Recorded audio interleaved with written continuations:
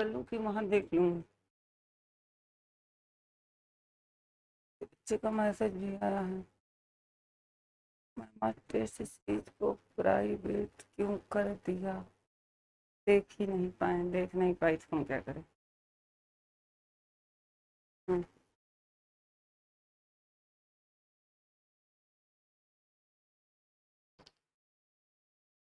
Hello friends, everyone, welcome to Elevate Coaching, all of you. तो friends, आप सभी लोग लाइव आ जाइए, फिर हम लोग यहाँ पर क्लास को डिस्कस करेंगे। ठीक, चलिए, तो सभी लोग लाइव आ जाएं फ्रेंड्स, फिर हम लोग क्लास को डिस्कस करेंगे। तो कल की क्लास में हम लोगों ने डिस्कस किया था, क्या किया था, फूड ग्रुप को, क्या फूड ग्रुप्स को। तो यहाँ पर कल पे हम लोगों ने 3 फूड ग्रुप्स के बारे में डिस्कस कर लिया था। किस पे? 3 फूड ग्रुप्स के बारे में डिस्कस किया था। तो आज हम लोग उसके आगे क्लास को कंटिन्यू करेंगे। क्या करेंगे फ्रेंड्स? उसके आगे क्लास को कंटिन्यू करेंगे। तो सभी लोग लाइव आ जाएं फ्रेंड्स, क्या सभी लोग लाइव आ जाएं, फिर हम लोग क्लास को डिस्कस करेंगे। जो भी बच्चे लाइव आ गए हैं सभी लोग को वेरी वेरी गुड मॉर्निंग है, सभी लोग का मोस्ट वेलकम है फ्रेंड्स। क्या सभी लोग का मोस्ट वेलकम है?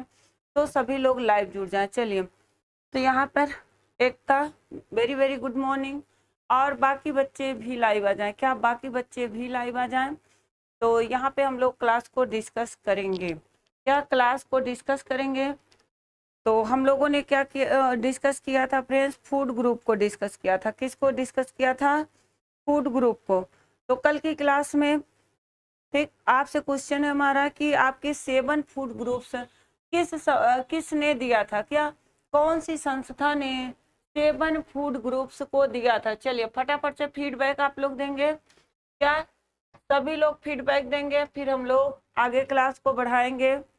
सभी लोग को वेरी वेरी गुड मॉर्निंग। किसने 7 आधारभूत खाद्य समूह को दिया था? आंसर करेंगे। तो आपके अगर हम देखते हैं, क्या आपके 7 आधारभूत खाद्य समूह जो था वो कितने में फ्रेंड्स? तो 1943 में। कितने? संयुक्त राज्य अमेरिका का जो क्या होता है, कृषि विभाग ने दिया था। किसने? संयुक्त राज्य अमेरिका के कृषि विभाग ने। हाँ चलिए, वेरी गुड, बहुत अच्छा। एक था अमेरिका ने दिया था। किसने दिया था? अमेरिका ने दिया था। और वहीं पर जो आपके किसने, आपके जो 11 खाद्य विभाग थे, कितने? 11 फूड ग्रुप्स थे, वो आपके किस में? 1964 ईस्वी में। ये भी आपके किसने? कृषि विभाग संयुक्त राज्य अमेरिका ने दिया था।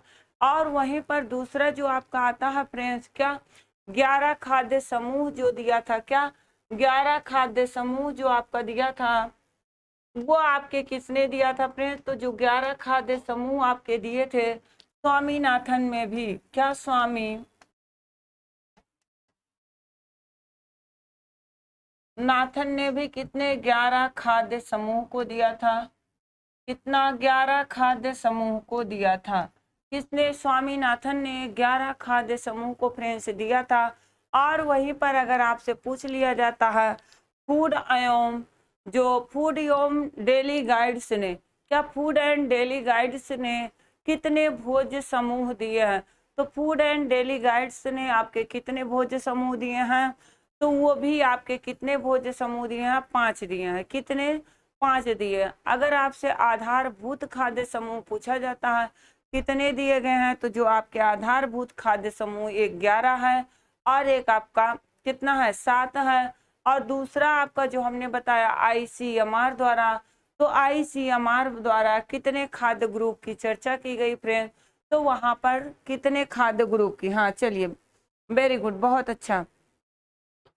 ठीक, प्रतिभा 11, हाँ तो 5, वेरी गुड, वेरी नाइस, बहुत अच्छा। एकता, तो यहाँ पर फ्रेंड्स ऐसे ही आपसे पूछा जाता है किसने कितने खाद्य ग्रुप दिए, या यहाँ से क्वेश्चन ये पूछा जाता है कि आपके चौथे ग्रुप में उन्होंने किसको शामिल किया है? प्रोटीन को शामिल किया है, वसा को शामिल किया है, या विटामिन को शामिल किया है, या फिर मिनरल्स को शामिल किया है? किसको शामिल किया? ऐसा क्वेश्चन पूछा जाता है। तो हम लोग एनर्जी वाला टॉपिक और पढ़ लेते हैं फ्रेंड्स। क्या एनर्जी वाला टॉपिक और पढ़ लेते हैं, उसके बाद हम आप लोग को टेस्ट सीरीज देंगे। क्या उसके बाद हम आप लोग का टेस्ट सीरीज कराएंगे। तो एक चीज आप लोग को और बताना है, क्या आप लोग जैसे ऐप पे सेट किया जाता है वैसा टेस्ट सीरीज आप लोग को चाहिए, या आप लोग को वीडियो चाहिए? तो आप लोग उसके लिए बता दीजिएगा, उसी हिसाब से आप लोग को टेस्ट सीरीज दिया जाएगा। जो आपका वहाँ पे टेस्ट सीरीज सेट कर दिया जाएगा उसमें हम नहीं रहेंगे, वहाँ पे आपको सही आंसर टिक करना होगा। बाद में आप जब सबमिट करेंगे क्वेश्चन को, क्या सारे क्वेश्चन को सॉल्व करने के बाद जब सबमिट करेंगे तो आपका चेक होकर वहाँ पर आ जाएगा, ऐसा मिलेगा। दूसरा अगर ये वाला नहीं चाहिए आपको, तो जिसमें हम क्वेश्चन को खुद सॉल्व कराएंगे, आप आंसर करेंगे, तो दूसरा आपको ऐसे मिलेगा। तो दोनों में से आप लोग को कौन सा चाहिए ये आप लोग कमेंट करके बताइएगा। क्या कमेंट करके बताइएगा, उसी हिसाब से आपका क्या है फ्रेंड, टेस्ट सीरीज लिया जाएगा। चलिए, तो और बाकी बच्चे भी लाइव आ जाएं क्या? बाकी बच्चे भी लाइव आ जाएं सभी लोग। चलिए, तो जो भी बच्चे लाइव नहीं है सभी लोग लाइव आ जाएं, फिर हम लोग को क्लास स्टार्ट करेंगे। आज भी हमारा इम्पॉर्टेंट टॉपिक है, टीजीटी के लिए इम्पॉर्टेंट टॉपिक है फ्रेंड्स। तो हम लोग यहाँ पर पढ़ेंगे आज एनर्जी का टॉपिक। कौन सा टॉपिक पढ़ेंगे? एनर्जी का। तो एनर्जी में भी आपका यहाँ से भी क्वेश्चन पूछा जाता है, और आपका अगर देखेंगे तो आपके 2021 में भी एनर्जी से क्वेश्चन पूछा गया था। किससे? एनर्जी से क्वेश्चन पूछा गया था। चलिए, तो सभी लोग आंसर करेंगे। यहाँ पर हम खुद से जेड सॉल्व करेंगे ताकि पता चले कि कितना आएगा। आकांक्षा मैम, आज की प्रैक्टिस सेट का वीडियो प्राइवेट हो गया, हम देख नहीं पाए। बेटा, वो वीडियो ऐप के लिए है जो कि लैब असिस्टेंट के लिए होता है। क्या? लैब असिस्टेंट के लिए होता है, तो वो वीडियो प्राइवेट हो गई। बाकी अगर ऐसी कोई आप लोग के लिए जो टेस्ट सीरीज रहेगा, क्या आप लोग के लिए जो टेस्ट सीरीज रहेगा अगर यूट्यूब पे चलता है तो वो टेस्ट सीरीज आप लोग के उसमें ऐप में मिल जाएगा, और बाकी लोगों के लिए प्राइवेट हो जाएगा। तो वो लैब असिस्टेंट वालों के लिए था जो लोग वो बैच परचेज किए हैं, जो कि कितने में है? 555 रुपये में है। तो उन लोग के ऐप में वो वीडियो उन लोग को मिल जाएगी, क्योंकि वो ऐप की क्लास थी बेटा। क्या थी? ऐप की क्लास थी। तो इसलिए अगर लाइव क्लास का टाइम जो भी पब्लिक होता है आप उसी टाइम देख पाएंगे, तभी आप वीडियो को देख पाएंगे, नहीं तो वीडियो प्राइवेट हो जाती है। और जो क्लास हम 4:30 बजे देंगे फ्रेंड्स, वो आपकी पब्लिक रहती है, वो आपकी प्राइवेट नहीं होगी। क्या? प्राइवेट नहीं होगी। चलिए, तो जेड सॉल्व करेंगे ताकि, चलिए ठीक है, बिल्कुल, तो वही लगा दिया जाएगा। हम लोग खुद से सॉल्व करेंगे, ठीक है। चलिए, बहुत अच्छा, वेरी गुड है। तो वैसे ही आप लोग को दिया जाएगा। क्या? वैसे ही दिया जाएगा।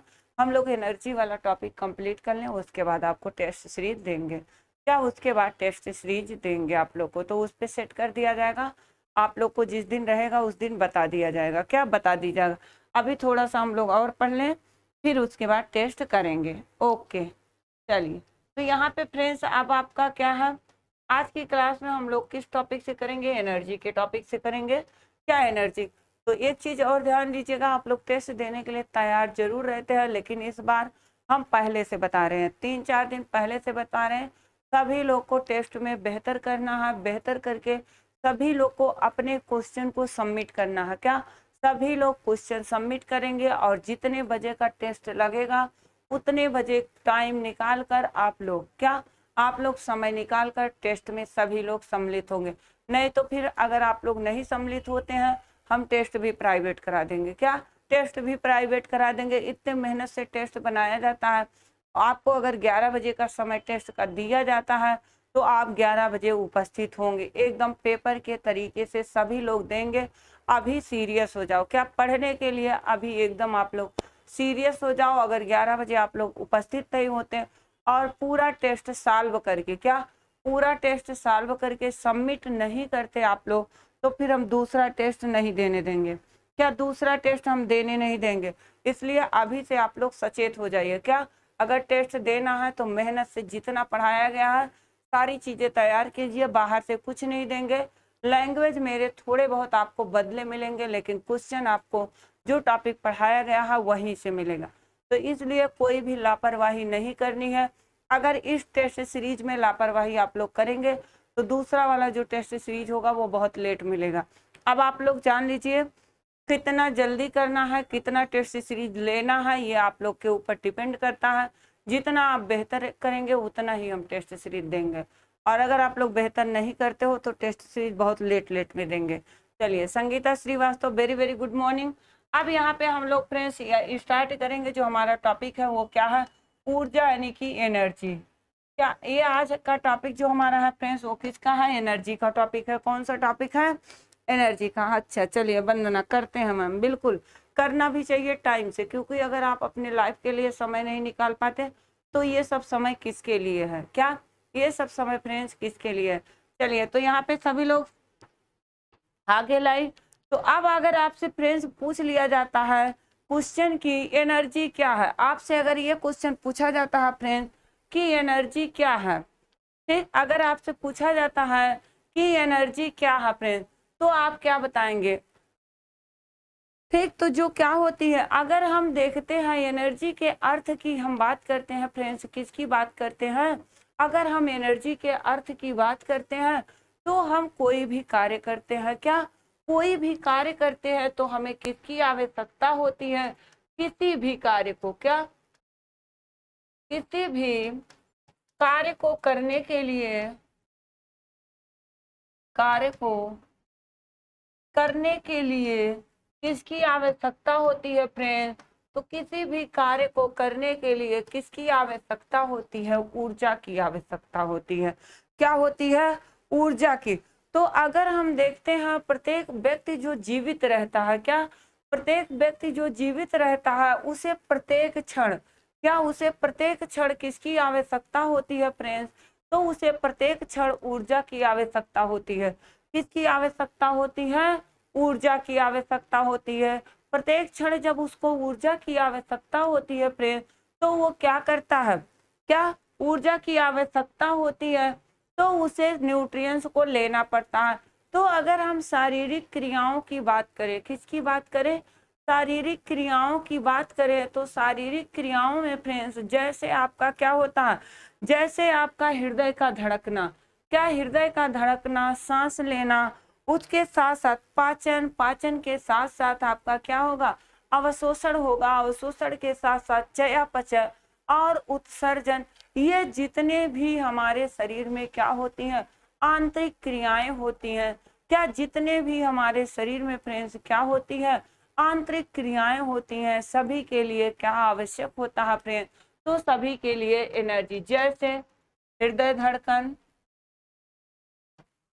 जैसे हृदय की धड़कन, क्या हृदय की धड़कन, हृदय की धड़कन के साथ साथ आपका क्या श्वसन क्रिया, श्वसन क्रिया, उसके साथ साथ श्वसन क्रिया के साथ साथ क्या जो हृदय की धड़कन होती है, श्वसन क्रिया होता है, उसके साथ साथ जो आपका क्या होता है? मस्तिष्क का, मस्तिष्क का कार्य क्या होता है? मस्तिष्क का कार्य होता है। मस्तिष्क के कार्य के साथ साथ जैसे आपका पाचन होता है, पाचन के साथ क्या होता है फ्रेंड्स? अवशोषण होता है। अवशोषण के बाद आपका क्या होता है? चयापचय होता है। क्या होता है? चयापचय होता है। उसके बाद उत्सर्जन होता है। क्या उत्सर्जन होता है? और जो आपके क्या होती हैं? शरीर की,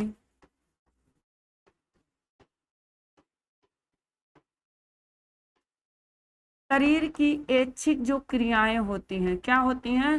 शरीर की ऐच्छिक जो क्रियाएं होती हैं उसके लिए एनर्जी की आवश्यकता होती है। और उसके साथ साथ फ्रेंड्स किसके? अनैच्छिक क्रियाओं के लिए, किसके? अनैच्छिक क्रियाओं के लिए। और जैसे आपका चलना, चलना, दौड़ना, क्या चलना, दौड़ना, ठीक, उठना, बैठना, बैठना, सोना, फिर जागना, ठीक, उसके साथ साथ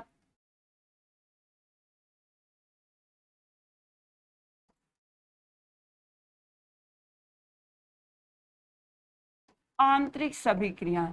तो इतनी जो सारी क्रियाएं फ्रेंड्स हमने लिखी हैं, क्या ये सारी क्रियाएं जो हमने लिखी हैं वर्क काम में कह सकती हैं, हाँ बिल्कुल बिल्कुल, वर्क के काम में। हाँ, तो यहाँ पर अब बस यही समझना है, ठीक। बहुत ज्यादा आप लोग को क्या लिखने उखने की जरूरत नहीं है, चीजों को समझते रहिए, क्या चीजों को समझते रहिए, बार बार एक एक शब्द रट जाइए, एक एक शब्द रट जाइए। सीटें बहुत है, आपको सिलेक्शन लेने भर की पर्याप्त सीटें हैं, क्या पर्याप्त सीटें हैं। जो कहते हैं ना, जो जागा वही सिकंदर, तो जो जितनी मेहनत करेगा वही जीतेगा, क्या वही जीतेगा। तो अब देखिए ये सारी क्रियाओं के हम अगर ऐसे लिखते तो हमारा बहुत सारा जो है पैराग्राफ में हो जाता, चीजें भूलती रहती। अब आपको ऐसे सर्कल बना के याद करने, ऊर्जा की आवश्यकता क्यों होती है, तो हमारे शरीर की जितनी भी क्या होती है फ्रेंड्स, आंतरिक क्रियाएं होती हैं। आंतरिक क्रियाओं में जैसे आपके क्या होता है, किसी भी कार्य को करने के लिए, चाहे वो हमारे हृदय का धड़कना हुआ, श्वसन क्रिया हुआ, मस्तिष्क का कार्य हुआ, पाचन हुआ, अवशोषण हुआ, चयापचय या उत्सर्जन, या हमारे शरीर की जो ऐच्छिक क्रियाएं होती हैं या अनैच्छिक क्रियाएं होती हैं, उसके साथ साथ चलना, दौड़ना, उठना, बैठना, सोना, खाना पीना, ये सभी क्रियाओं के लिए प्रेरणा क्या होती हैं, हमारे शरीर को किसकी आवश्यकता होती है। तो ये सभी क्रियाओं के लिए फ्रेंड्स हमारे शरीर को किसकी आवश्यकता होती है, तो हमारे शरीर को एनर्जी की आवश्यकता होती है। किसकी आवश्यकता होती है, एनर्जी की आवश्यकता होती है। अब क्या अगर हम देखते हैं इसकी जो खाद्य, क्या खाद्य पदार्थों में ऊर्जा को, ऊर्जा के मूल्यों को आवंटित करने के लिए, क्या खाद्य पदार्थों में ऊर्जा के मूल्यों को आवंटित करने के लिए सबसे पहले, क्या खाद्य पदार्थों में ऊर्जा को आवंटित करने के लिए सबसे पहले ये प्रणाली किस वैज्ञानिक ने विकसित की और किस शताब्दी में की, क्या किस सदी में की। तो ये चीज भी जान लेते हैं थोड़ी सी इसकी हिस्ट्री, क्योंकि आजकल जो है हिस्ट्री से क्वेश्चन बहुत ज्यादा उठा रहा फ्रेंड्स, क्या हिस्ट्री से क्वेश्चन बहुत ज्यादा। तो अगर हम बात करते हैं किसकी, 19वीं सदी की, किसकी अगर हम बात करते हैं फ्रेंड्स, किस सदी की, 19वीं सदी की। तो जो 19वीं सदी होती है उसमें क्या किया गया, खाद्य पदार्थों में, क्या खाद्य पदार्थों में ऊर्जा के मूल्य को आवंटित करने के लिए, किसमें फ्रेंड्स, तो आप लिख सकते हैं कि खाद्य पदार्थों में, खाद्य पदार्थों में ऊर्जा के मूल्य को, खाद्य पदार्थों में ऊर्जा के मूल्य को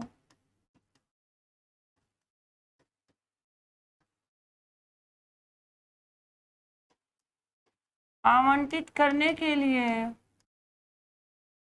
क्या आवंटित करने के लिए, तो आपके कहाँ के अमेरिकी जो रसायनज्ञ थे, क्या अमेरिकी,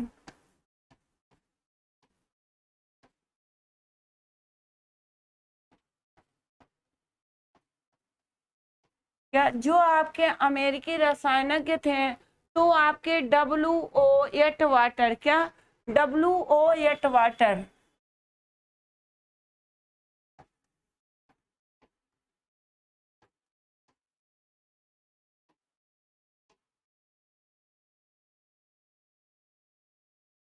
कौन थे, कहाँ के थे, अमेरिका के, कहाँ के थे, WO एट वाटर जो थे, इन्होंने एक प्रणाली क्या विकसित की थी, किसके लिए, तो इन्होंने एक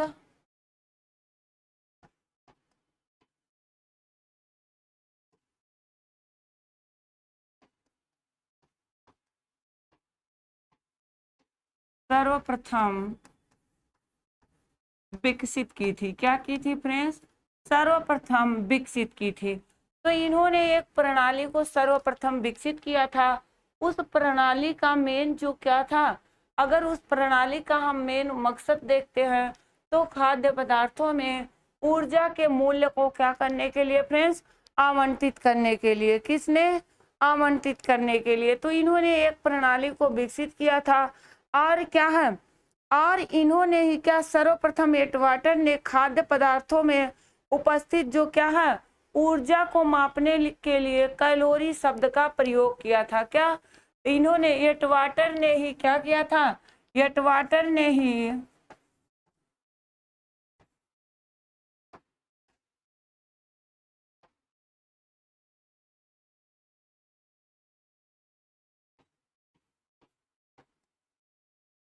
ठीक, एटवाटर ने क्या किया था फ्रेंड्स, तो इन्होंने खाद्य पदार्थों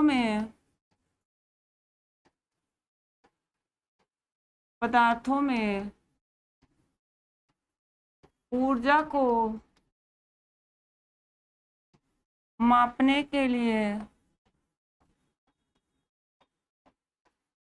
सर्वप्रथम किसका प्रयोग किया था?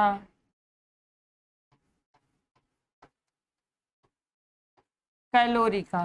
तो इन्होंने क्या ऊर्जा को मापने के लिए सर्वप्रथम फ्रेंड्स किसका प्रयोग किया था? तो इन्होंने सर्वप्रथम कैलोरी का प्रयोग किया था। क्या? कैलोरी। तो इससे क्या होता है, इससे व्युत्पन्न जो ऊर्जा थी, क्या इससे व्युत्पन्न ऊर्जा थी, तो उसमें क्या होता, इससे व्युत्पन्न ऊर्जा जो खाद्य पदार्थों की गणना की जाती थी। क्या? इससे जो व्युत्पन्न क्या थी, व्युत्पन्न ऊर्जा की गणना खाद्य पदार्थों के, तो खाद्य पदार्थों के कौन कौन से खाद्य पदार्थ इसमें से होंगे शामिल?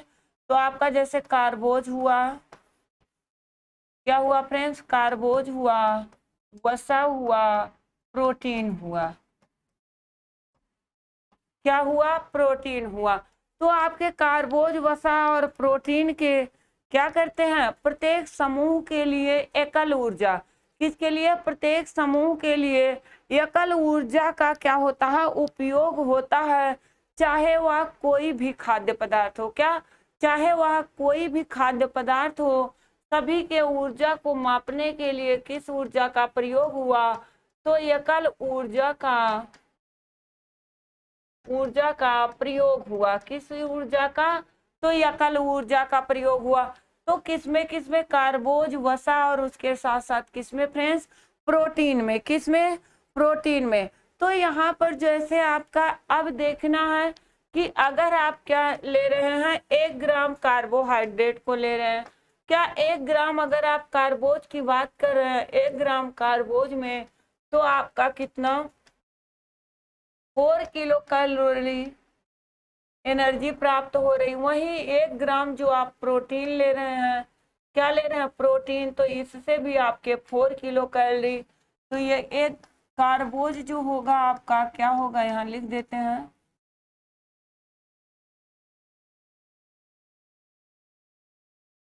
कार्बोज। यहाँ पर आपका फ्रेंड्स क्या होगा, प्रोटीन। उसके बाद वसा की बात करते हैं, अगर कितने फ्रेंड्स, 1 ग्राम की, तो उससे 9 किलो कैलोरी, क्या 9 किलो कैलोरी प्राप्त होता है। तो इस तरह से क्या होता है, इसके ऊर्जा मूल्य को निकाला जाता है। क्या किया जाता है फ्रेंड्स, इसके ऊर्जा मूल्य को। हाँ बिल्कुल बिल्कुल संगीता श्रीवास्तव जी, चलिए बिल्कुल। तो यहाँ पे अगर आपका क्या होता है, ऊर्जा, जो ऊर्जा प्रदान करने वाले पोषक तत्व हैं, तो आप बताएंगे कि ऊर्जा प्रदान करने वाले पोषक तत्वों की आपसे क्वेश्चन पूछा जाता है कि ऊर्जा प्रदान करने वाले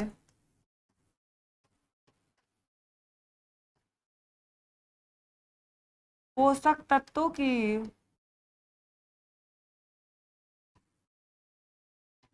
श्रेणी में आता है। क्या पोषक तत्वों की श्रेणी में आता है, तो कौन आता है फ्रेंड्स, क्या ऊर्जा प्रदान करने वाले पोषक तत्वों की श्रेणी में, जैसे आपका 1 ग्राम कार्बोज जो हुआ 4 किलो कैलोरी, कहीं कहीं पे आपका क्या 4.2, लेकिन आपका एनसीईआरटी जो है फ्रेंड वो कितना, वो 4 किलो कैलोरी, कितना 4 किलो कैलोरी है। क्या 4 किलो कैलोरी ही बता रहा है। तो उसके बाद अगर हम यहाँ पर देखते हैं, क्या देखते हैं, शरीर के लिए ऊर्जा का सबसे संघनित स्रोत क्या है। पहला क्वेश्चन आपके लिए, क्वेश्चन भी पढ़ते रहिएगा। अब आपसे क्वेश्चन पूछा जाता है शरीर के ऊर्जा के लिए, किसके लिए, शरीर के लिए, सॉरी, शरीर के लिए ऊर्जा का सबसे संघनित स्रोत क्या है? तो यहाँ पे आपका क्वेश्चन हुआ शरीर के लिए ऊर्जा का सबसे संघनित स्रोत क्या है? आंसर कर देंगे, जिसको पता है, जिसको नहीं पता है उसको हम बताएंगे। चलिए देख लेते हैं। चलिए, संगीता श्रीवास्तव। तो सबसे संघनित स्रोत जो होता है फ्रेंड्स, वो क्या है? वो वसा है। क्या है? वो आपका सबसे संघनित स्रोत जो होता है वो क्या होता है फ्रेंड्स? तो वो वसा का होता है। तो अब क्या होता है, 1 ग्राम, अगर हम किसकी बात करते हैं? वसा की बात करते हैं। कितने? 1 ग्राम तो कितना? 9 किलो। कितना? 9 किलो कैलोरी। तो कभी भी कैलोरी में नहीं लिखेंगे, नहीं तो गलत हो जाएगा। क्या? तो 9 किलो कैलोरी एनर्जी देने का काम कर रहा है। तो शरीर में अतिरिक्त वसा जो होता है, क्या शरीर में जो होता है अतिरिक्त वसा कहाँ पर संग्रहित रहता है या किस रूप में संग्रहित रहता है? दूसरा क्वेश्चन, शरीर में अतिरिक्त वसा कहाँ संग्रहित होता है? कहाँ संग्रहित होता है? सभी लोग फटाफट से आंसर करें, पढ़ते भी चले, क्वेश्चन आंसर करते भी चले। तो शरीर में जो क्या होता है, क्या शरीर में जो अतिरिक्त वसा होता है वो हमारे जो क्या होते हैं, वसीय ऊतक होते हैं, यानी कि एडिपोज जो टिश्यूज होते हैं। क्या होते हैं? एडिपोज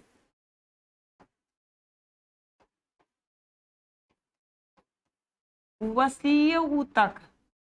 बहुत अच्छा क्वेश्चन है। क्या? एडिपोज जो वसीय ऊतक होते हैं वहां पर संग्रहित होते हैं। क्या?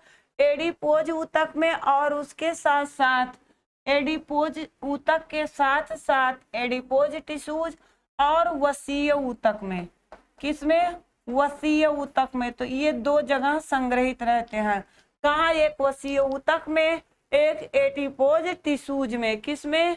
एक एडिपोज टिश्यूज में। तो शरीर में जो अतिरिक्त वसा होती है फ्रेंड्स, वो किसमें संग्रहित रहती है? एडिपोज टिश्यूज में। मेरा सही है बिल्कुल। लीवर में नहीं बेटा होता। लीवर में तो आपका ग्लाइकोजन के रूप में जो संग्रहित होता है अतिरिक्त एनर्जी होती है। क्या? एनर्जी होती है। तो ऊर्जा प्राप्ति के लिए, क्या ऊर्जा प्राप्ति के लिए वसा को जो क्या होता है, वसा से ऊर्जा प्राप्ति के लिए शरीर उसको किस में परिवर्तित करता है? वसा से ऊर्जा प्राप्ति के लिए शरीर उसको किस में परिवर्तित करता है? नेक्स्ट क्वेश्चन, वसा से ऊर्जा प्राप्ति के लिए शरीर उसे किस में परिवर्तित करता है? तो आपका क्या आंसर हो जाएगा फ्रेंड्स? ग्लूकोज। क्या हो जाएगा? ग्लूकोज। तो यहाँ पे जो दूसरा हमारा है, ठीक, वसा से ऊर्जा प्राप्ति के लिए शरीर जो है उसे जो क्या एडिपोज टिश्यूज में और वसीय ऊतक में जमा होते हैं उसको किसमें कन्वर्ट करता है? तो उसे ग्लूकोज अणुओं में परिवर्तित करता है। किसमें परिवर्तित करता है? ग्लूकोज अणुओं में। ठीक, तो यही ग्लूकोज जो होता है हमारे शरीर को क्या करता है फ्रेंड्स? एनर्जी देने का काम करता है। क्या करता है? एनर्जी देने का काम करता है। अब वही बात करते हैं अगर प्रोटीन की, तो जो हमारा प्रोटीन होता है फ्रेंड्स उसका मुख्य कार्य क्या होता है? तो प्रोटीन जो होता है उसका मुख्य काम जो होता है टिश्यूज का निर्माण करना। तो यहाँ पे आप लिखेंगे कि प्रोटीन का मुख्य कार्य ऊतक का निर्माण करना। क्या करना? ऊतक का निर्माण करना। तो 1 ग्राम प्रोटीन से कितना 4 किलो कैलोरी, कितना 4 किलो कैलोरी एनर्जी प्राप्त हो रहा है। तो इसका मुख्य काम क्या होता है? ऊतक का निर्माण करना। यदि हमारे शरीर में किसकी अनुपस्थिति होती है फ्रेंड? कार्बोहाइड्रेट की। किसकी अनुपस्थिति होती है? कार्बोहाइड्रेट की अनुपस्थिति होती है। तो ये क्या करता है? जब कार्बोहाइड्रेट की अनुपस्थिति होती है तो ये हमारे शरीर को क्या करता है? एनर्जी देने का काम करता है। क्या करता है? एनर्जी देने का काम करता है। तो इन दोनों की जो अनुपस्थिति होती है, क्या हमने पढ़ा? कार्बोज को पढ़ा, हमने वसा को पढ़ा। किसको पढ़ा? कार्बोज और वसा दोनों की जब अनुपस्थिति होती है तो प्रोटीन जो होता है फ्रेंड्स वो क्या करता है? हमें एनर्जी देने का काम करता है। क्या? एनर्जी देने का काम करता है। अगर हम क्या करते हैं, अगर हम यहाँ पर देखते हैं मानव शरीर में ऊर्जा का प्रयोग, क्या? तो यहाँ पे अगर हम देखते हैं हमारा हेडिंग है मानव शरीर में ऊर्जा का उपयोग। तो मानव शरीर में ऊर्जा का उपयोग कहाँ कहाँ पर हो रहा फ्रेंड्स? ये आपको आंसर करना है। ठीक, तो मानव शरीर में अगर हम ऊर्जा का देखते हैं तो जो पोषक तत्वों में, क्या? जो आपके पोषक तत्व होते हैं यानी कि न्यूट्रिएंट्स होते हैं, निहित ऊर्जा जो होती है वो किसके द्वारा? तो रासायनिक बंधनों की। क्या? जो रासायनिक बंधनों में उपस्थित रहता है। क्या? जो हमारे पोषक तत्वों में निहित ऊर्जा होती है वो किस में उपस्थित होता है? तो वो रासायनिक बंधनों में उपस्थित होता है। और जब वो रासायनिक बंधनों में उपस्थित होता है फ्रेंड तो वही क्या होता है? ये जो रासायनिक यौन हमारे जो शरीर में क्या होते हैं, जो हमारे शरीर में रासायनिक और उसके साथ साथ मेटाबॉलिज्म प्रोसेस होता है, यानी कि चयापचयी क्रिया होती है। क्या? केमिकल प्रोसेस और मेटाबॉलिज्म दोनों प्रोसेस के दौरान यानी कि दोनों प्रक्रिया द्वारा क्या होता है? पोषक तत्वों से हमारे शरीर को क्या मिलती है फ्रेंड्स? तो पोषक तत्वों से हमारे शरीर को ऊर्जा मिलती है। क्या? की कमी होती है तो ये एनर्जी देता है। यहाँ पे अगर मानव शरीर में ऊर्जा का हम उपयोग देखते हैं तो पोषक तत्वों में जो निहित ऊर्जा होती है फ्रेंड्स वो क्या होती है? जो हमारे शरीर में रासायनिक बंधनों में क्या होता है? उपस्थित रहता है। यही जब रासायनिक और उसके साथ साथ मेटाबॉलिज्म में जो क्या होती है? क्रियाएं होती हैं। क्या होती हैं? क्रियाएं होती हैं। उसके उपरांत ही जब तक मेटाबॉलिज्म क्रियाएं नहीं होती तब तक हमारे शरीर को क्या होता है? एनर्जी प्राप्त नहीं होता। इस ऊर्जा का उपयोग अगर देखते हैं तो शरीर के विभिन्न महत्वपूर्ण क्रियाओं के लिए, तो जैसे यहाँ पे ऊर्जा का उपयोग हमारे से जो न्यूट्रिएंट्स से प्राप्त हुए हैं तो हमारे शरीर की जो क्या होती है? आधारीय चयापचयी क्रियाओं के निर्वहन हेतु। किसके? तो आप लिखेंगे आधारीय चयापचयी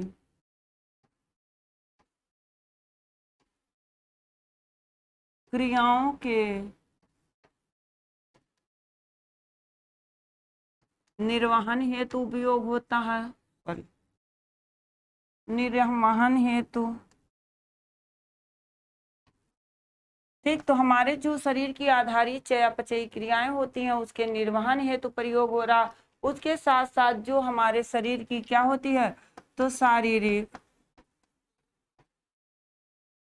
वृद्धि, टूट फूट यो मरम्मत के लिए, किसके लिए फ्रेंड्स? मरम्मत के लिए, इसके लिए हो रहा है। और उसके साथ साथ इसका उपयोग कहाँ पर हो रहा ऊर्जा का? तो मांसपेशियों की क्रियाओं एवं गति के लिए। किसके लिए? मांसपेशियों की पेशियों की क्रियाओं एवं गति के लिए। क्या? मांसपेशियों की क्रियाओं एवं गति के लिए। उसके साथ साथ फिर क्या होता है यहाँ पर? उसके साथ साथ जो मानसिक क्रियाओं है तो किसके लिए? मानसिक क्रियाओं हेतु।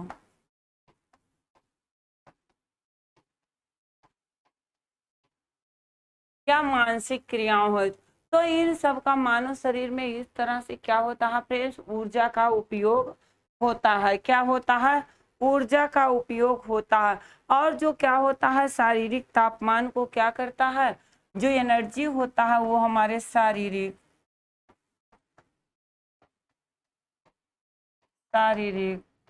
तापमान को स्थिर, यानी कि 96 पॉइंट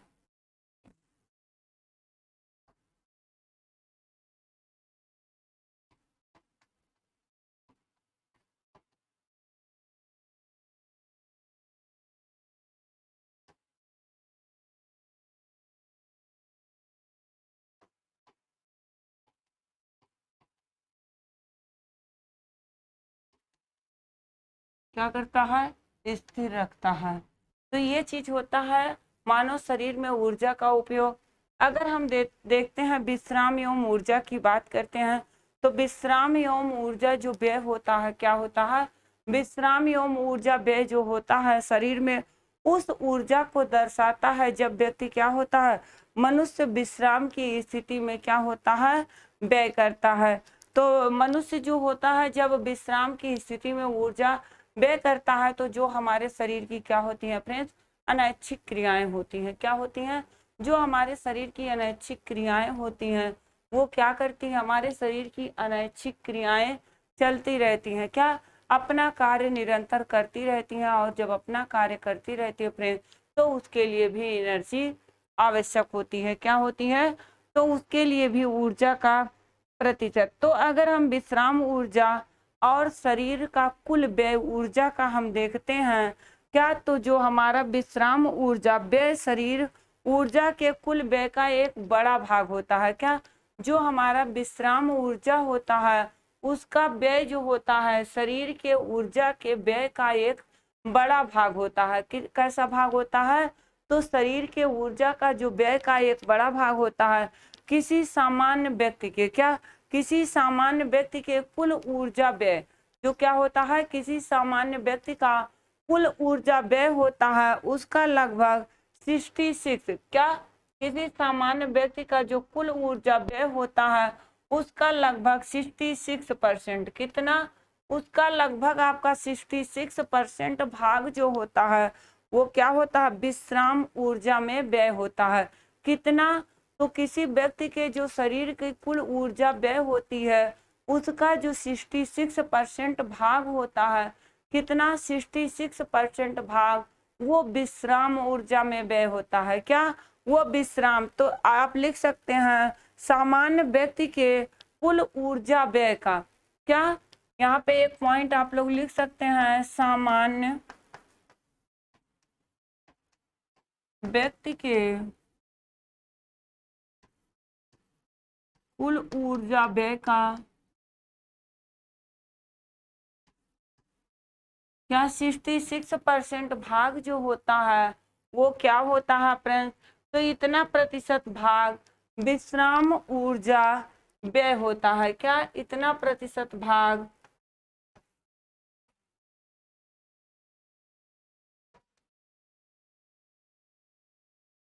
ऊर्जा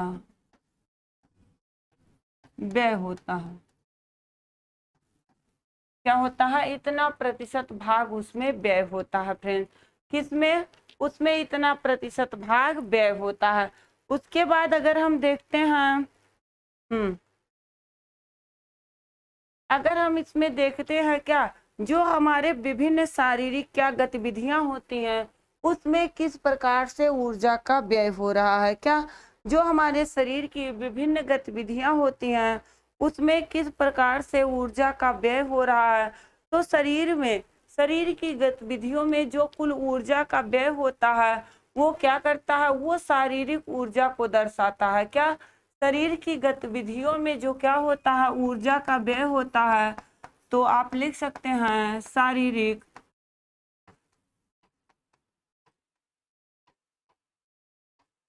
गतिविधियों में जो ऊर्जा का व्यय होता है, क्या होता है, जो इसमें फ्रेंड्स क्या होता है, ऊर्जा का व्यय होता है, वो किसको दर्शाता है, तो वो शारीरिक ऊर्जा को दर्शाता है। क्या, शारीरिक ऊर्जा को दर्शाता है। तो ये क्या होता है, ये जो व्यय हो रहा है ये ऊर्जा का एक महत्वपूर्ण भाग होता है। इसका तो आप लिख सकते हैं ऊर्जा का महत्वपूर्ण भाग होता है। क्या होता है, ऊर्जा का ये फ्रेंड्स महत्वपूर्ण भाग होता है। और जब ये ऊर्जा का क्या होता है, महत्वपूर्ण भाग होता है, टेस्ट भी मिलेगा, बताएंगे हम टेस्ट कब मिलेगा, आप लोग पढ़ते रहिए। ठीक, तो जैसे आपके एग्जाम में क्वेश्चन आपसे पूछ के नहीं आते वैसे टेस्ट आपका मिलेगा। आप लोग हर दिन का हर दिन तैयार करते रहिए, जल्दी ही आपको टेस्ट देंगे। क्या चीजें पढ़ा लें, थोड़ी सी हो जाए ताकि आपके क्वेश्चन भी रहें। ठीक, क्वेश्चन भी थोड़ा रहे, क्या 30-40 क्वेश्चन कराए, थोड़ा ज्यादा क्वेश्चन कराएंगे। ठीक, क्वेश्चन ज्यादा कराएंगे तो टॉपिक हो जाएंगे तो आपके क्वेश्चन भी ज्यादा ही होंगे। चलिए कोई नहीं। ठीक, तो यहाँ पे क्या होता है, तो यहाँ पे ये ऊर्जा का एक बड़ा भाग होता है। और उसके साथ साथ क्या होता है, उसके साथ साथ यहाँ पे ऊर्जा का जो महत्वपूर्ण भाग होता है फ्रेंड्स, क्या होता है, ऊर्जा का महत्वपूर्ण भाग होता है। तो ये व्यक्ति की जो क्या होती है, क्रियाशीलता होती है। क्या, व्यक्ति की जो फ्रेंड्स क्रियाशीलता होती है उसमें क्या होता है, पर्याप्त अंतर देखने को मिलता है। क्या, व्यक्ति की क्रियाशीलता में पर्याप्त अंतर, कुछ व्यक्ति जो होते हैं मध्यम शारीरिक क्रियाशील होते हैं, कुछ जो होते हैं क्या मध्यम ऊर्जा व्यय करते हैं। अब कुछ व्यक्ति जो होते हैं वो अत्यधिक क्रियाशील व्यक्ति होते हैं तो वो अधिक एनर्जी व्यय करते हैं। कुछ व्यक्ति जो होते हैं वो कम क्रियाशील होते हैं तो वो कम एनर्जी को व्यय करते हैं। तो अगर हम देखते हैं क्या, अगर हम देखते हैं कि कम क्रियाशील व्यक्तियों में जो क्या होता है, शारीरिक गतिविधियों का केवल 10% ही ऊर्जा का व्यय होता है। क्या, केवल 10, जो कम क्रियाशील है, जो बहुत ज्यादा वर्क नहीं करते हैं, तो जाहिर सी बात है उनके शरीर से ऊर्जा व्यय भी कम ही होगा। क्या होगा फ्रेंड्स, ऊर्जा व्यय भी कम ही होगा। वहीं अगर देखते हैं हम, जो अधिक क्रियाशील व्यक्ति होता है, क्या अधिक क्रियाशील व्यक्ति होता है वो अपने शरीर के ऊर्जा का लगभग 50% भाग जो होता है एनर्जी को क्या करता है, लॉस करता है, यानी कि व्यय करता है। क्या करता है, लगभग 50% भाग जो होता है फ्रेंड वो क्या करता है, एनर्जी को व्यय करता है। तो अब उसी पे हम देखेंगे यहाँ पे तो विभिन्न क्या, जो हमारे विभिन्न शारीरिक गतिविधियों में था ऊर्जा के व्यय को हमने देखा। उसके साथ साथ यहाँ पर अब हम देखेंगे आधारीय चयापचय दर। क्या, आधारीय चयापचय दर, तो इसमें हम लोग आधारीय चयापचय दर देखेंगे, आधारीय चयापचय दर को प्रभावित करने वाले कारक देखेंगे। उसके बाद ऊर्जा मापन देखेंगे, उसके बाद जो ऊष्मामिति होती है उसको देखेंगे। पहले यहाँ पे कैसे कैसे प्रभावित कर रहा है, तो आपके जो प्रत्यक्ष डायरेक्ट विधि है, इनडायरेक्ट विधि है, या बॉम्ब कैलोरीमीटर, इन सारे चीजों पे हम लोग चर्चा करेंगे। तो यहाँ पे अब जब हम मेटाबॉलिज्म रेट देखते हैं, क्या करते हैं फ्रेंड्स, जो हमारा क्या होता है, मेटाबॉलिज्म रेट होता है, यानी कि आधारीय चयापचय दर होता है। क्या होता है, आधारीय चयापचय दर जो होता है फ्रेंड, क्या आपका आधारीय चयापचय दर, तो आपका क्या होता है, BMR। तो BMR बेसल मेटाबॉलिज्म रेट, क्या, बेसल मेटाबॉलिज्म जो रेट होता है फ्रेंड्स वो क्या होता है, क्या, बेसल मेटाबॉलिज्म रेट जो होता है, तो आधारीय चयापचय की अगर हम क्या करते हैं, मापन की स्थिति को देखते हैं। क्या, आधारीय चयापचय का अगर हम मापन देखते हैं तो आधारीय चयापचय के मापन की कितनी स्थितियों का होना आवश्यक होता है, तो इसमें निम्न परिस्थितियों का आवश्यक होता है। तो अगर आप किसी व्यक्ति का क्या कर रहे हैं, आधारीय चयापचय दर नाप रहे हैं, तो उसमें क्या, तो हमने आपको क्या चयापचय मेटाबॉलिज्म बताया है, क्या मेटाबॉलिज्म बताया है। अब उसी मेटाबॉलिज्म को क्या, मेटाबॉलिज्म को अगर नापना है तो किन किन परिस्थितियों में ये नापा जा सकता है ये देखेंगे। तो पहला, अगर कमरे का तापमान जो होता है 21 डिग्री सेल्सियस से 24 डिग्री सेल्सियस के आसपास हो, क्या इतने के आसपास हो तो इसमें नापा जा सकता है। उसके साथ साथ अत्यधिक गर्मी एवं सर्दी से ऊतकों में क्या होती है, ऑक्सीजन की क्रिया बढ़ जाती है। किसमें, ऊतकों में ऑक्सीजन की क्रिया बढ़ जाती है।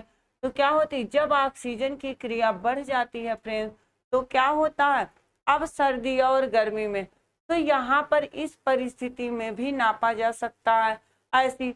और व्यक्ति जब भोजन ग्रहण किए कितना 12 घंटे हो चुके हों एवं शारीरिक एवं मानसिक रूप से वो विश्राम की स्थिति में हो, तब भी उसका बेसल मेटाबॉलिज्म रेट जो होता है वो नापा जा सकता है। उसके बाद संवेगात्मक विकास जैसे भय, तनाव, क्रोध पीड़ित नहीं होना चाहिए। तो इन सब से पीड़ित नहीं हो, जैसे भय हुआ, किसी प्रकार का तनाव या क्रोध से व्यक्ति अगर पीड़ित है तो उसका जो बेसल मेटाबॉलिज्म रेट है वो नापना मुश्किल होता है। क्या होता है फ्रेंड्स, वो नापना मुश्किल होता है। नेक्स्ट देखेंगे। नेक्स्ट, अब आधारीय चयापचय का निर्धारण किस प्रकार से होगा फ्रेंड्स, क्या आधारीय चयापचय दर का निर्धारण किस प्रकार से होगा। तो जो आपका क्या होता है, आधारीय चयापचय दर होता है, क्या आधारीय चयापचय दर होता है, तो मुख्य रूप से अप्रत्यक्ष विधि से ही नापी जाती है। क्या मुख्य रूप से अप्रत्यक्ष विधि द्वारा ही नापी जाती है, क्योंकि प्रत्यक्ष विधि में क्या, क्योंकि जो प्रत्यक्ष विधि होती है उसमें टिसोल का उपकरण उपयोग में लाया जाता है। क्या, उसमें टिसोल का उपकरण उपयोग में लाया जाता है, जो कि काफी समय लेने वाला तथा बहुत महंगा साधन है। क्या, बहुत महंगा साधन है। इसलिए जो आपकी अप्रत्यक्ष विधि से क्या होता है, आधारीय चयापचय दर को नापने के लिए, क्या आधारीय चयापचय दर को मापने के लिए बेनेडिक्ट राथ, क्या बेनेडिक्ट राथ का क्या किया गया फ्रेंड्स, तो उसका आविष्कार किया गया। क्या, उसका आविष्कार किया गया। और उपकरण का प्रयोग, क्या उपकरण का प्रयोग किया जाता है, क्या किया जाता है उपकरणों के, क्या जिस उपकरण का प्रयोग किया जाता है उसके कितने भाग होते हैं, तो आप बताएंगे कि उसके 2 भाग होते हैं। कितने भाग होते हैं फ्रेंड्स, तो उसके 2 भाग होते हैं। क्या होते हैं, उसके 2 भाग होते हैं। तो यहाँ पे एक आपका स्पाइरोमीटर होता है, दूसरा आपका क्या होता है, दूसरा आपका काइमोमीटर होता है। क्या होता है फ्रेंड्स, एक स्पाइरोमीटर होता है, दूसरा आपका काइमोमीटर होता है। क्या होता है, काइमोमीटर होता है। उसके बाद आधारीय चयापचय की जो क्या होती है फ्रेंड्स, दर होती है।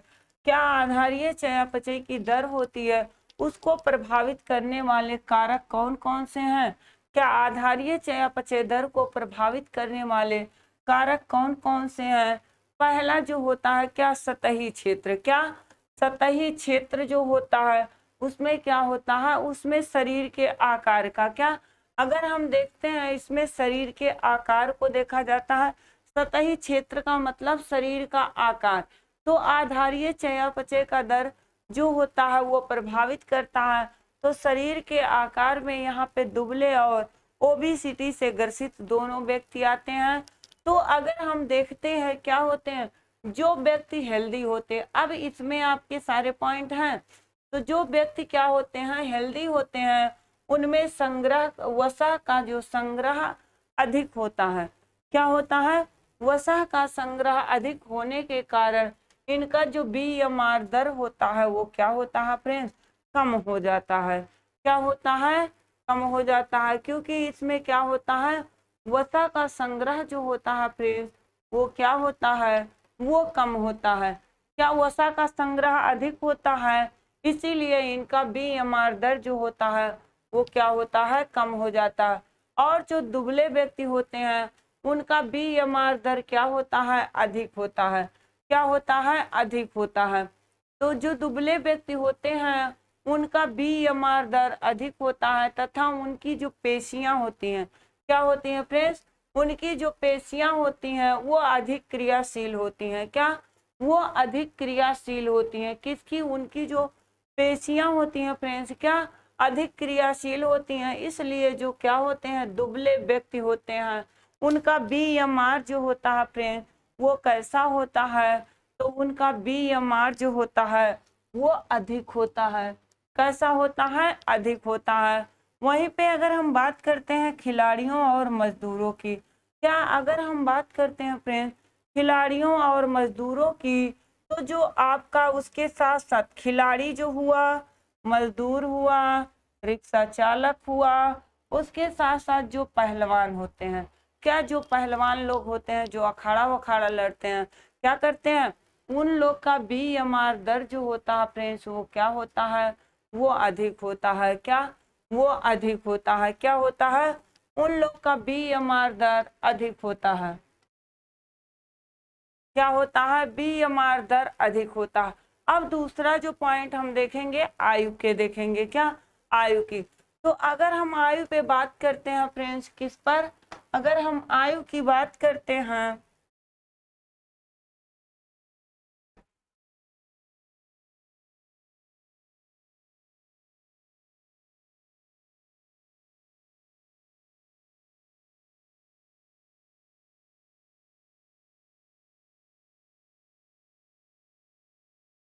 अगर हम फ्रेंड्स यहाँ पर किसकी बात करते हैं, आयु की बात करते हैं,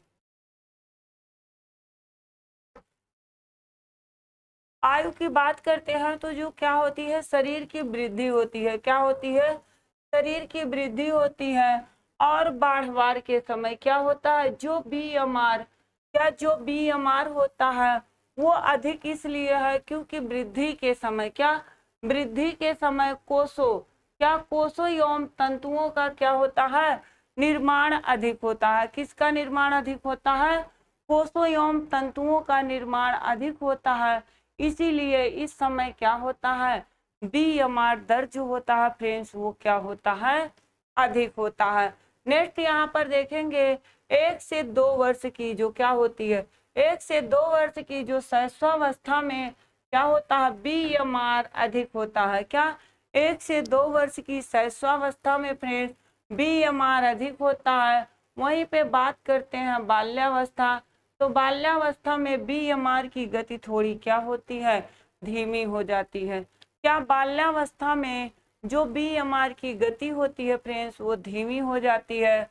नेक्स्ट किशोरावस्था में पुनः बढ़ जाती है, क्योंकि इस अवस्था में क्या, क्योंकि इस अवस्था में हार्मोन्स के साथ साथ तंतुओं, कोषों आदि का निर्माण तीव्र गति से होने लगता है। क्या, किशोरावस्था में जो क्या होता है, हार्मोन्स के साथ साथ टिश्यूज के साथ साथ फ्रेंड्स कोषों आदि का निर्माण तीव्र गति से होने लगता है। क्या, तीव्र गति से होने लगता है।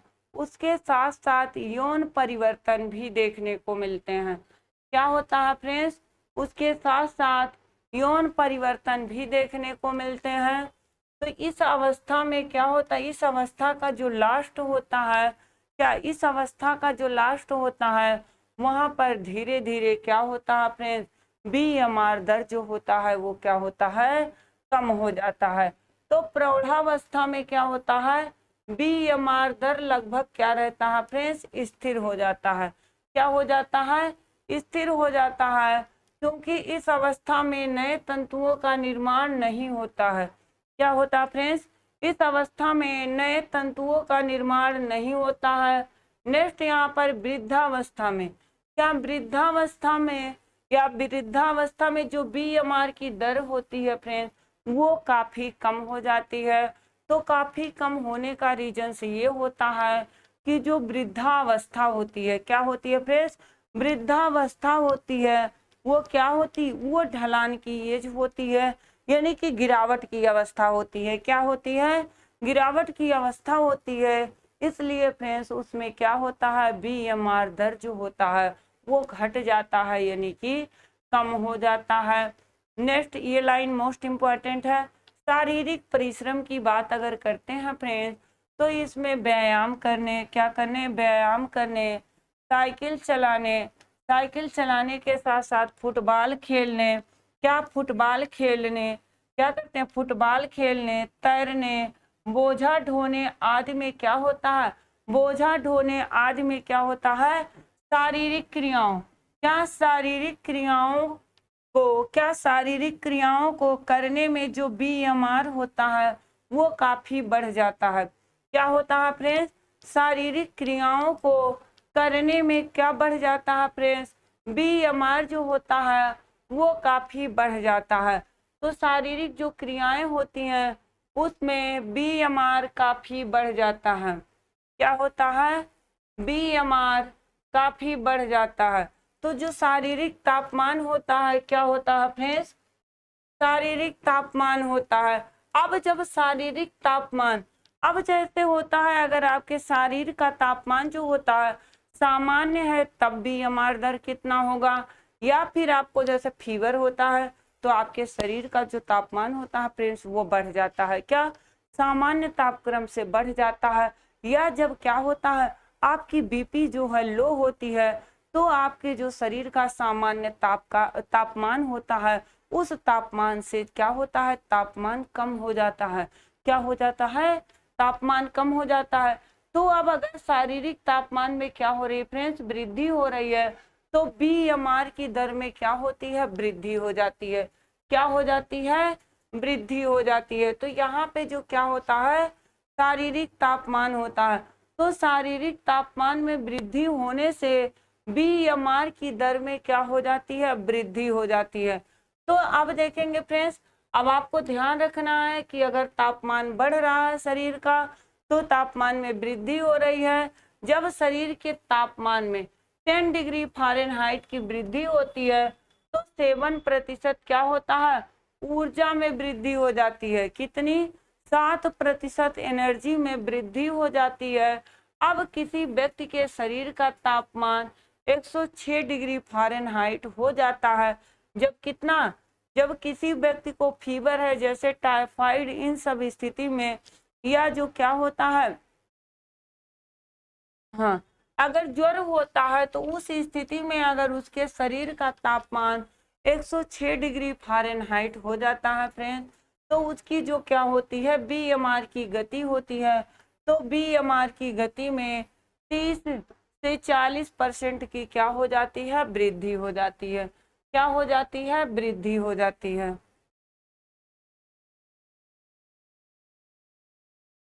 ठीक, नेक्स्ट अगर हम देखते हैं फ्रेंड्स यहाँ पे, अगर गर्म जलवायु, क्या गर्म जलवायु प्रदेशों में निवास करने वाले जो व्यक्ति होते हैं उनकी क्या होती है?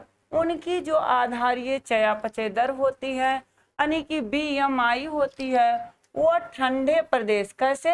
अब यहाँ पे आपको ध्यान देना है कि जो क्या होता है? गर्म जलवायु होता है। क्या होता है फ्रेंड्स? गर्म जलवायु होता है वो क्या होता है? वो आपके ठंडे प्रदेश में रहने वाले जो व्यक्ति की अपेक्षा क्या होती है? ये दर कम होती है। क्या उसकी अपेक्षा ये दर कम होती है? तो पुरुषों के शरीर में क्या? पुरुषों के शरीर में मांसपेशियों का प्रतिशत अधिक एवं वसा का प्रतिशत क्या होता है? कम होने लगता है। क्या? वसा का जो प्रतिशत होता है फ्रेंड्स वो कम होने लगता है, जिसके कारण क्या होता है? BMR की दर कैसी होती है? बढ़ जाती है। तो यहाँ पर आप देखेंगे जो पुरुषों के मसल्स होते हैं यानी कि मांसपेशियां होती हैं उसमें क्या होता है? उसमें वसा का प्रतिशत अधिक होता है। और जब वसा का प्रतिशत अधिक होता है तो यहाँ पे क्या वसा का जो है अधिक एवं वसा का मांसपेशियों का प्रतिशत अधिक है और वसा का प्रतिशत कम है, क्योंकि जब ओबेसिटी से ग्रसित कोई महिला होती है तो उसमें जब वसा का प्रतिशत क्या होता है फ्रेंड्स? अधिक होता है। क्या होता है? वसा का प्रतिशत अधिक होता है तो क्या होता है? तो वहां पे BMR दर जो होता है उनका कम हो जाता है।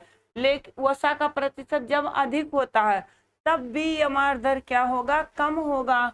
और वसा का प्रतिशत अगर अधिक है तो BMR दर कम होगा। वसा का प्रतिशत अगर क्या है फ्रेंड्स? कम है तो BMR दर अधिक होगा। क्या होगा? अधिक होगा। तो इसका अपोजिट रहेगा, महिलाओं में वसा का प्रतिशत जो ओबेसिटी से ग्रसित होती हैं उनमें अधिक होता है। तो इसलिए हेल्दी महिला का BMR दर कम होता है और दुबली जो महिला होती है उनका BMR दर ज्यादा होता है। तो पुरुषों में क्या होता है, मांसपेशियों का प्रतिशत अधिक होता है। किसका, मांसपेशियों का। तो इनमें वसा का प्रतिशत क्या होता है, कम होने के कारण बीएमआर दर अधिक होती है। तो वहीं अगर हम बात करते हैं समान आयु, लंबाई एवं वजन होते हुए भी महिलाओं में आधारीय चयापचय जो दर होती है वो पुरुषों के 10 से 12% क्या होती है फ्रेंड्स, कम होती है। क्या होती है, 10 से 12% कम होती है। नेक्स्ट, निद्रावस्था में 5 से 10% तक क्या होता है, बीएमआर की गति कम हो जाती है। क्या होती है फ्रेंड्स, बीएमआर की गति कम हो जाती है। क्या होती है, बीएमआर की गति कम हो जाती है। तो निद्रावस्था में 5 से 10% तक क्या होता है फ्रेंड्स, बीएमआर की जो गति होती है वो कम हो जाती है। ये चीज ध्यान रखेंगे आप लोग। नेक्स्ट यहाँ पे हम लोग देखेंगे फ्रेंड्स, जो आपका क्या होता है, लो बीपी में कैसा होगा। लो बीपी अगर है तो जाहिर सी बात है आपका बीएमआर दर जो होगा वो कम होगा। क्या होगा, कम होगा। क्योंकि लो बीपी, हाई बीपी आपकी कब होती है, जब आपका क्या होता है, इधर आपका फीवर, शरीर का तापमान बढ़ रहा होता है। क्या, शरीर का तापमान, उसमें तो वैसे भी आपके जो क्या होती है, शरीर की सारी क्रियाएं होती है। अगर आपका बीपी लो हो जाता है फिर तो शरीर की आपकी जितनी भी एक्टिविटी होती है वो सभी क्या होती हैं, वो सभी शिथिल पड़ जाती हैं। क्या होती हैं, वो सभी शिथिल पड़ जाती हैं। इसलिए वहां बीएमआर दर जो होगा वो कम होगा। नेक्स्ट देखेंगे, अंतःस्रावी ग्रंथियां मुख्य रूप से क्या होती हैं, थायराइड ग्रंथि से ही बीएमआर विशेष रूप से प्रभावित होती है। क्या, तो इसमें किस ग्रंथि से, थायराइड ग्रंथि से बीएमआर विशेष रूप से प्रभावित होता है। क्योंकि इस ग्रंथि से क्या होता है, थायरॉक्सिन हार्मोन का स्रावण होता है। किसका, थायरॉक्सिन हार्मोन का स्रावण होता है, जिससे क्या होता है, बीएमआर दर बढ़ जाता है। क्या हो जाता है, बीएमआर दर बढ़ जाता है। नेक्स्ट यहाँ पे क्या होता है, अगर हाइपोथायराइडिज्म, क्या, अगर हाइपोथायराइड क्या होता है, थायराइडिज्म की स्थिति होती है तो जब क्या होता है, थायरॉक्सिन हार्मोन का अत्यधिक स्रावण होता है। क्या, जब थायरॉक्सिन हार्मोन का अत्यधिक स्रावण होता है तो बीएमआर 10, यहाँ पे हाइपो नहीं होगा, हाइपर होगा। क्या होगा फ्रेंड्स, हाइपर होगा, क्योंकि यहाँ पर अधिक हो रहा है। क्या, अगर हाइपर थायराइडिज्म की स्थिति है, कैसी स्थिति, हाइपर, ठीक, हाइपो मतलब कम होगा। यहाँ पे थायरॉक्सिन जो हार्मोन है उसका स्रावण फ्रेंड्स क्या हो रहा, अधिक हो रहा। वो टाइपिंग एरर है, क्या, टाइपिंग एरर है। तो अधिक हो रहा है तो बीएमआर की जो दर होती है फ्रेंड्स वो 90 से 100% तक उसमें क्या होती है, वृद्धि देखने को मिलती है। कितनी, 90 से 100% तक उसमें जो है फ्रेंड्स क्या देखने को मिलती है, वृद्धि देखने को मिलती है। वहीं पर अगर हम बात करते हैं किसकी, अगर वहीं पर हम बात करते हैं हाइपोथायराइडिज्म की, क्या, अब यहाँ पे, वहां पे आप लोग हाइपर करिएगा, वहां पे हाइपर रहेगा। हाइपो का मतलब कम, अल्प श्रावण। क्या, हाइपो का मतलब अल्प श्रावण, वो टाइपिंग मिस्टेक है फ्रेंड्स। तो हाइपोथायराइडिज्म की जो स्थिति होती है, जब क्या होता है, थायरॉक्सिन हार्मोन का, क्या, जब थायरॉक्सिन हार्मोन का क्या होता है, अल्प श्रावण होता है। क्या, अल्प श्रावण होता है, तब क्या होता है, जो आपका बीएमआर होता है, क्या, बीएमआर होता है तो वो कितना कम हो जाता है फ्रेंड, तो वो आपका 30% कम हो जाता है। अगर हाइपर थायराइडिज्म की स्थिति हुई तो उसमें कितना वृद्धि हो जाती है, तो वो 19 से 100% तक क्या होता है, वृद्धि हो जाता है। क्या हो जाता है फ्रेंड, वृद्धि हो जाता है।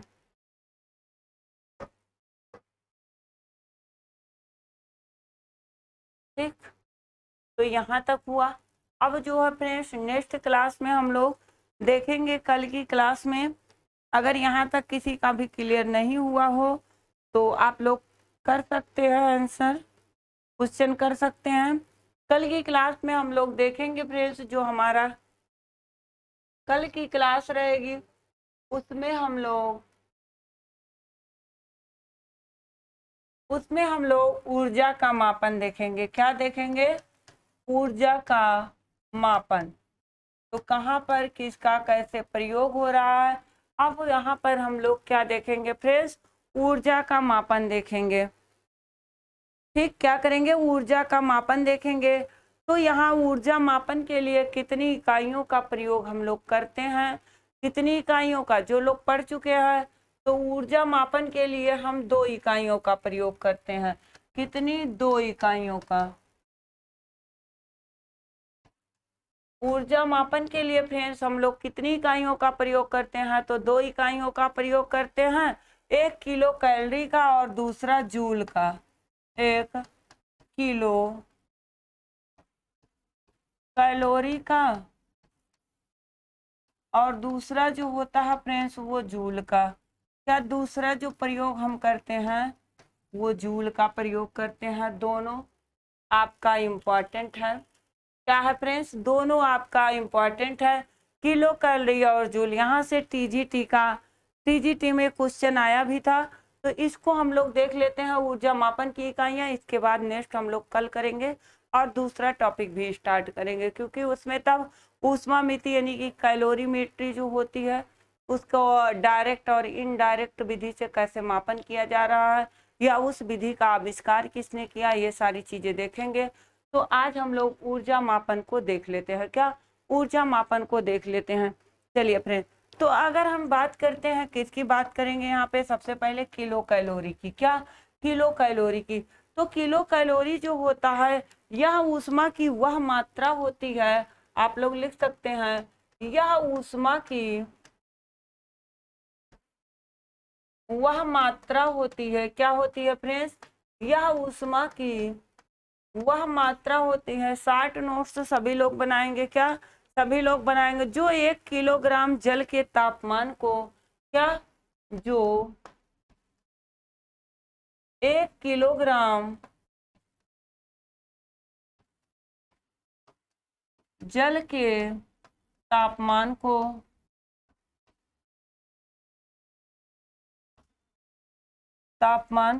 1 डिग्री सेल्सियस, कितना? जो जल के तापमान को 1 डिग्री सेल्सियस तक बढ़ने के लिए आवश्यक होता है। क्या? तक बढ़ने के लिए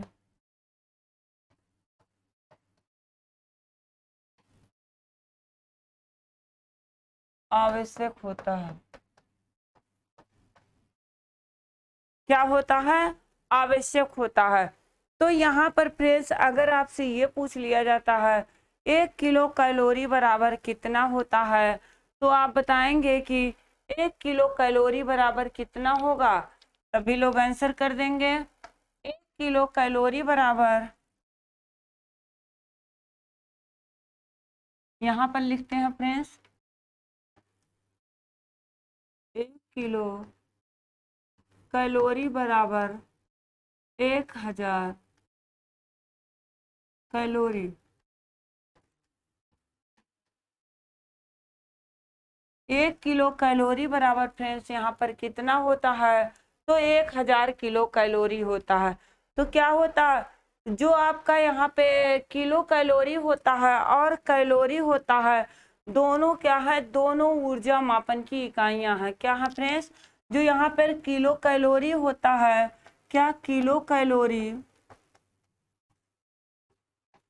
कैलोरी और आपकी जो कैलोरी होती है, दोनों क्या है? दोनों ऊर्जा मापन की इकाइयां हैं।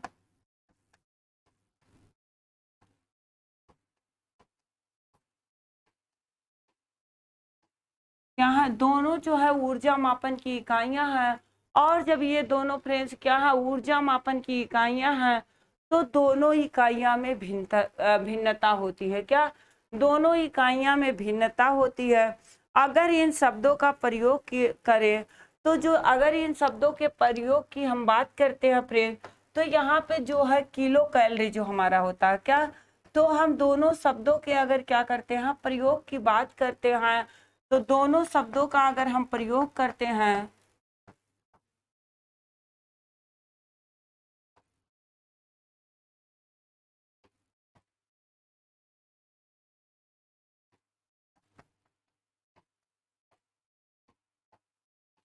शब्दों के प्रयोग की बात अगर करें तो क्या होता है, कैलोरी के स्थान पर किलो, किलो कैलोरी के स्थान पर कैलोरी का क्या, कैलोरी का प्रयोग नहीं किया जा सकता है। क्या, कैलोरी का प्रयोग नहीं किया जा सकता। इसका रीजन क्या होता है, कैलोरी का प्रयोग नहीं किया जा सकता है क्योंकि जो हमारे पोषण वैज्ञानिक है या पोषण रसायन शास्त्री हैं, वो लोग पोषण विज्ञान के क्षेत्र में किसका प्रयोग किए हैं, तो वो लोग पोषण विज्ञान के क्षेत्र में किलो कैलोरी का प्रयोग किए हैं।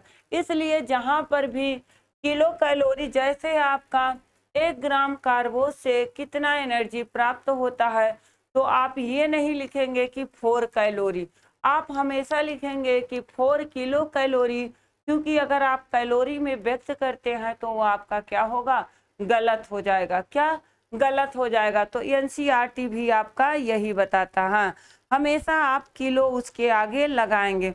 उसके बाद अगर हम देखते हैं तो जो ऊर्जा मापन की एक इकाई और है, तो ऊर्जा मापन की एक और इकाई क्या है फ्रेंड्स, तो ऊर्जा मापन की एक और इकाई जूल है। क्या है, ऊर्जा मापन की जो एक और इकाई है फ्रेंड्स, वो क्या है, जूल है। क्या है, जूल को भी हम लोग देख लेते हैं। तो ऊर्जा मापन की एक और इकाई जूल है फ्रेंड्स। इसको क्या, मीट्रिक प्रणाली के अंतर्गत जूल को ऊर्जा मापन की इकाई के रूप में प्रयोग किया जाता है। तो किसके अंतर्गत, मीट्रिक प्रणाली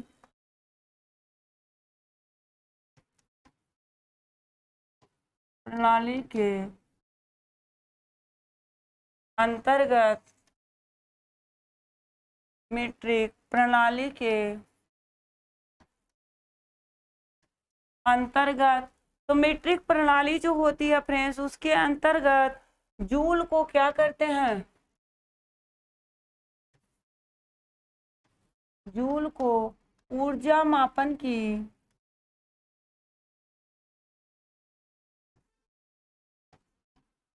इकाई के रूप में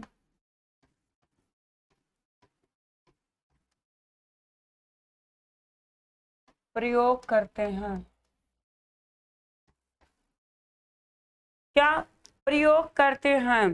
तो यहाँ पे क्या होता है, इसमें क्या होता है, अगर हम देखते हैं जो मीट्रिक प्रणाली के अंतर्गत जूल का जो क्या, जूल को ऊर्जा मापन की इकाई के रूप में प्रयोग किया जाता है।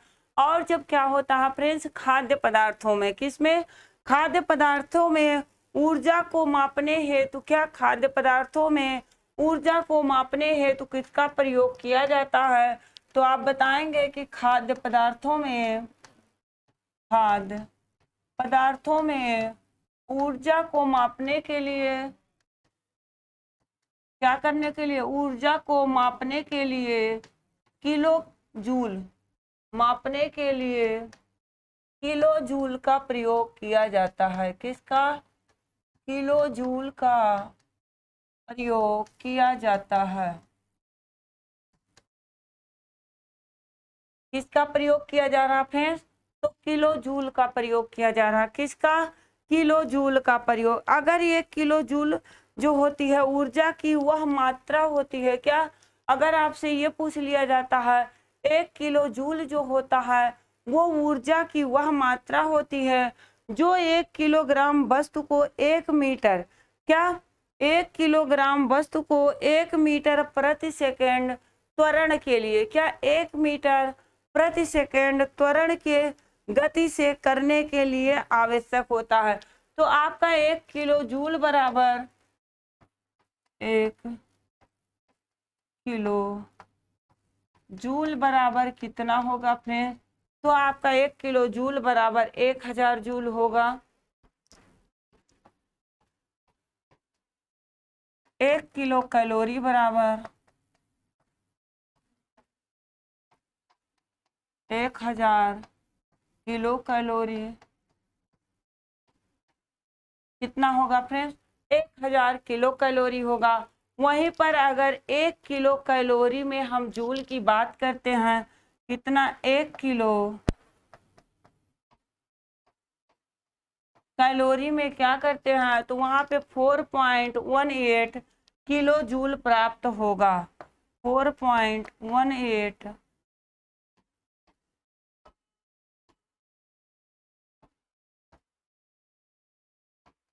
किलो जूल प्राप्त होगा। कितना जूल प्राप्त होगा, इतना जूल प्राप्त होगा।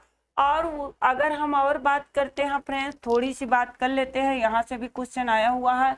तो अगर क्या होता है, 1 ग्राम कार्बोहाइड्रेट में कितना किलो कैलोरी है, तो यहाँ पे लिख लेते हैं 1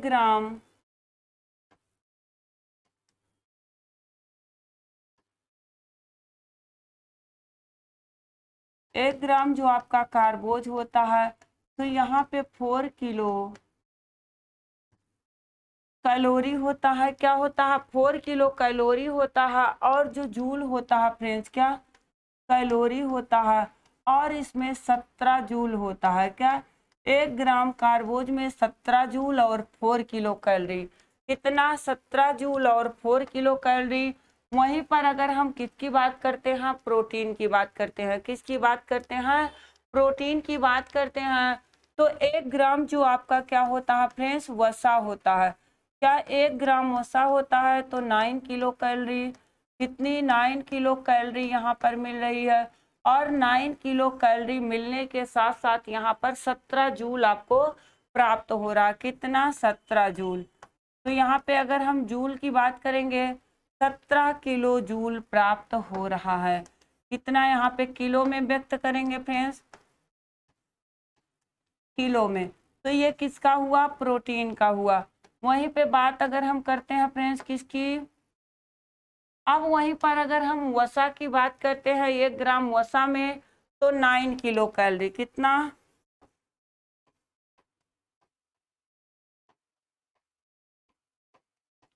9 किलो कैलोरी होता है फ्रेंड्स।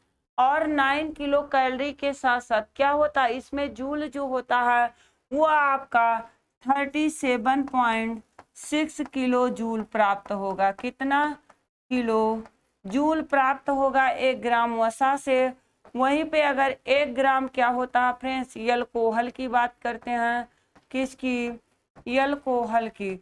तो 1 ग्राम यलकोहल से कितना कैलोरी प्राप्त हो रहा फ्रेंड्स, तो 1 ग्राम यलकोहल से 7 किलो कैलोरी। कितना, 7 किलो कैलोरी एनर्जी प्राप्त हो रहा है। कितना एनर्जी प्राप्त हो रहा फ्रेंड्स, तो 7 किलो कैलोरी प्राप्त हो रहा। अगर हम जूल की बात करते हैं तो 29.3 किलो जूल प्राप्त होता है। क्या होता है, इतना जूल प्राप्त होता है फ्रेंड्स। तो इस चीज को भी आप लोग ध्यान रखिएगा। 1 ग्राम कार्बोज अगर है तो उससे 4 किलो कैलोरी प्राप्त हो रहा है, और कितना, 17 जूल आपका प्राप्त हो रहा है। और वहीं पर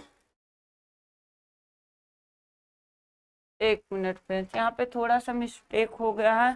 तो यहाँ पे अगर क्या होता है, यहाँ पर अगर आपका 1 ग्राम वसा है तो यहाँ पर उल्टा हो गया है।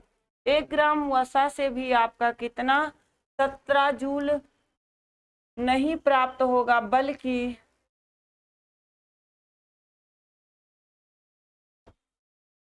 37.6 किलो जूल यहाँ पर होगा, क्योंकि वसा की बात है। और यहाँ पर जो आपके 1 ग्राम प्रोटीन की अगर हम बात करते हैं,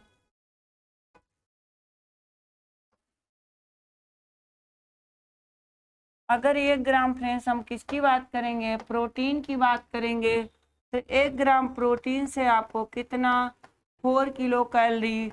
और जूल जो होगा वो 17 किलो जूल प्राप्त होगा। क्या, 17 किलो जूल प्राप्त होगा 1 ग्राम एल्कोहल से, 7 किलो कैलोरी। और जो यहाँ पर जूल प्राप्त होगा,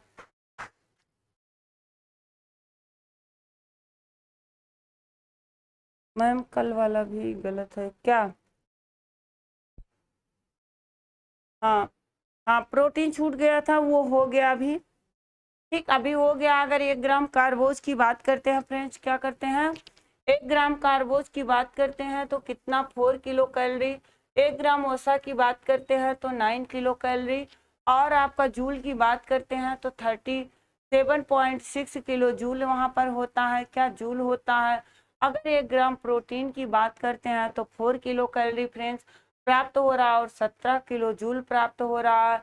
1 ग्राम एल्कोहल की बात करते हैं तो 7 किलो और आपका कितना होगा 29.3 किलो जूल यहाँ पर प्राप्त हो रहा है।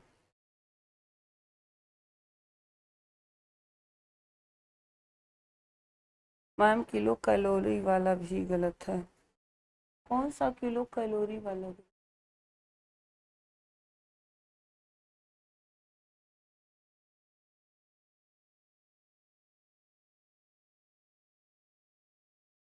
किलो कैलोरी वाला तो नहीं, कौन सा किलो कैलोरी वाला?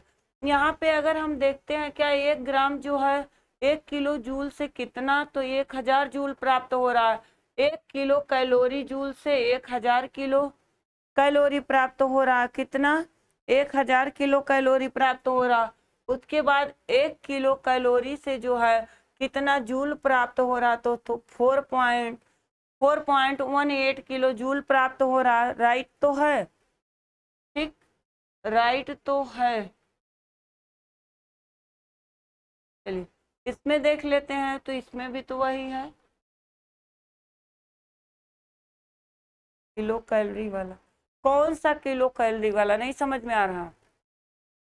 ठीक, अगर आप कहीं भी उसका क्या अमाउंट दर्शाते हैं, चाहे वो प्रोटीन का हो, चाहे कार्बोहाइड्रेट का हो, या फैट का हो, क्या या फैट का हो, कभी भी उसको कैलोरी में नहीं लिखेंगे, क्या कभी भी उसको कैलोरी में नहीं लिखेंगे। क्योंकि अगर कैलोरी में आप लिखते हैं, क्या अगर आप कैलोरी में लिखते हैं, क्या कैलोरी में अगर आप लिखते हैं तो वो आपके पोषण विज्ञान के क्षेत्र में कैलोरी को हमारे जो साइंटिस्ट लोग थे उन्होंने नहीं माना था। क्या किया था, उन्होंने नहीं माना था। क्योंकि क्या, क्योंकि उसको उन्होंने किलो कैलोरी में लिखा था। और कल वाली क्लास में तो हम लोगों ने फूड ग्रुप की बात की थी, तो कहाँ पर हुआ कल वाली क्लास में मैंने, ठीक, तो अभी वही फैट वाला मिस्टेक हुआ था, वो तो सही हो गया, ठीक।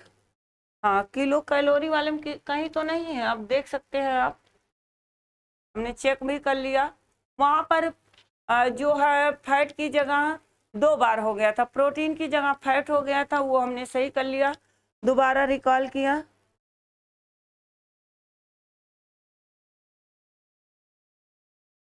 तो 1000 कैलोरी तो लिखा गया है। अच्छा ये वाला,